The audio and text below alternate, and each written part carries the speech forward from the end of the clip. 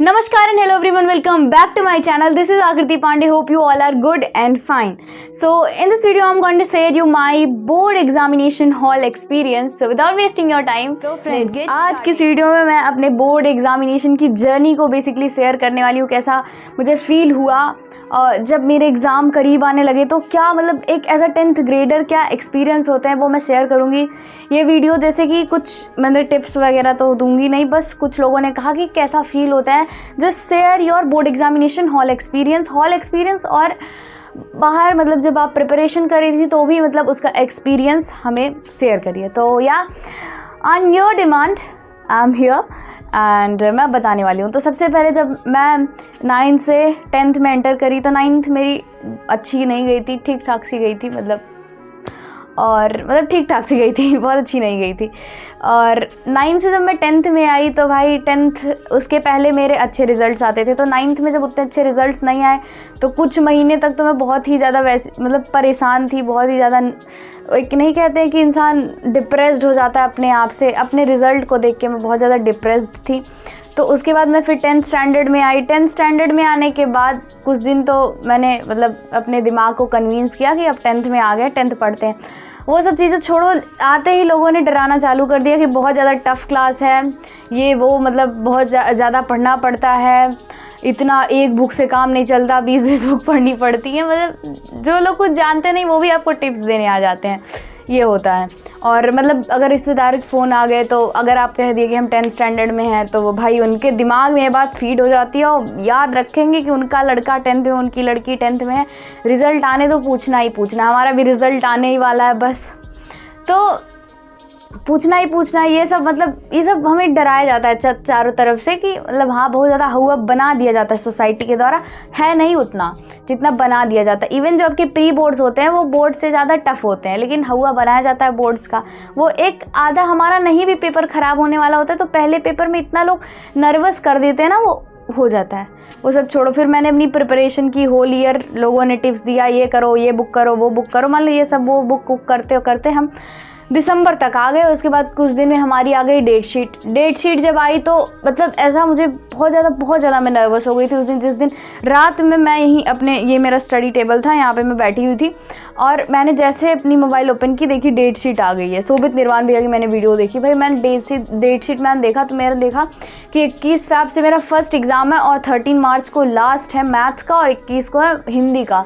तो ये देख के तो थोड़ा अच्छा लगा कि पहले दिन इजी पेपर, मतलब जो पहला पेपर है, लेकिन फिर बहुत ज़्यादा मतलब सारी चीज़ें डेट शीट देखते मुझे ब्लैंक आउट होने लगे कि मैंने कुछ पढ़ा भी है, होल ईयर मैंने कुछ पढ़ाई भी करी है।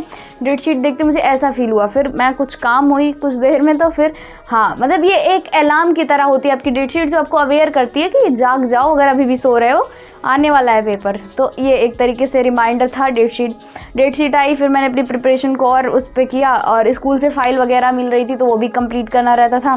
बेसिकली उसमें मैंने अपना ज़्यादा टाइम वेस्ट ना करते हुए उन सब चीज़ों को करा एंड वो सब हुआ। फिर हमारा आ गया फर्स्ट डे की रात में मैं सोई नहीं थी। सुबह 3 बजे से 4 बजे तक मैं केवल 1 घंटा सोई थी अपने हिंदी के एग्ज़ाम के पेपर के दिन।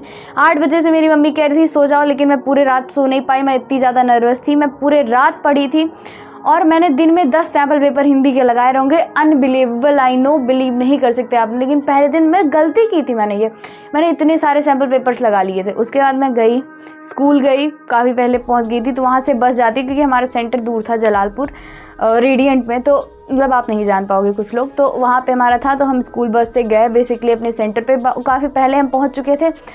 तो फिर जब हम एंटर हुए मतलब अपने सेंटर में, तो वहाँ स्टार्टिंग में ही स्कूल के सामने वहाँ पे रोल नंबर वाइज आपकी क्लास दिए रहते हैं, तो रोल नंबर से हमने अपना मैच किया कौन से क्लास में हमें जाना था। तो रूम नंबर, तो पहले दिन मेरा रूम नंबर था 213। तो फिर उसके बाद जब हम एंटर करते हैं तो वहाँ के टीचर्स हमें चेक करते हैं कि हम कुछ ऐसी चीज़ें तो नहीं ले जा रहे हैं, स्मार्टफोन, गैजेट्स वगैरह, ये सब चीज़ें चेक होती हैं बेसिकली।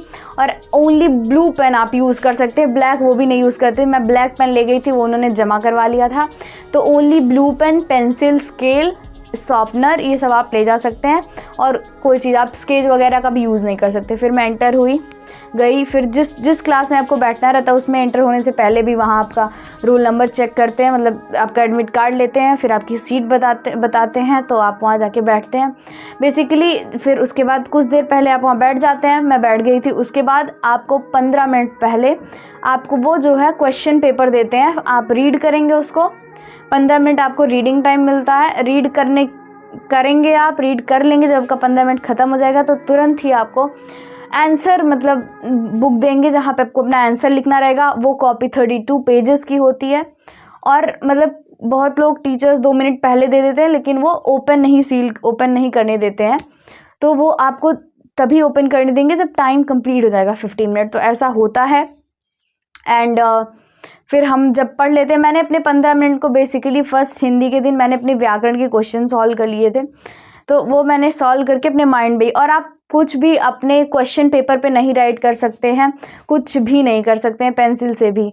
हाँ, अब थोड़ा बहुत अगर आपको करना हो तो आप वहाँ के एग्जामिनर से अगर पूछ सकते हैं, अगर वो अलाउ कर दें तो आप डॉट वगैरह या अंडरलाइन वगैरह पैसेज सॉल्व करते वक्त यूज़ कर सकते हैं, अगर वो अलाउ करें बेसिकली। तो वैसे अलाउ नहीं होता है। और हर आधी घंटे पे वहाँ की अलार्म, मतलब एक बेल बज रही थी कि आपका टाइम जा रहा है, और जैसे जैसे वो चीज़ें बज रही थी वो हमें और नर्वस करती हुई जा रही थी। Basically in first board examination वहाँ पे हर रूम में वॉच लगी होती है। तो मेरा पहला हिंदी का पेपर जब मैंने कंप्लीट करा अपना, वो मेरा 3 मिनट पहले हुआ था।